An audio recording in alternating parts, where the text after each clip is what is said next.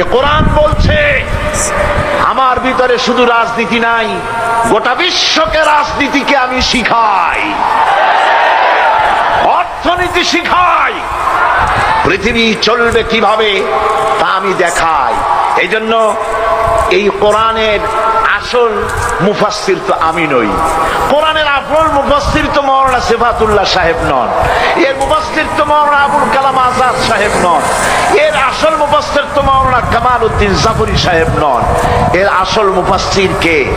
কোরআনের আসল মুফাসসির, genuine authentic interpreter, আল্লাহর পক্ষ থেকে নিয়োগ প্রাপ্ত মূল মুফাসসির যিনি, মূল তরজমানুল কোরআন, কোরআনের ভাষ্যকার যিনি, তিনি হচ্ছেন সর্বকালের সর্বযুগের সর্বশ্রেষ্ঠ মহামানব বিশ্বনবী জনাবে মুহাম্মদ রাসূলুল্লাহ সাল্লাল্লাহু আলাইহি ওয়াসাল্লাম।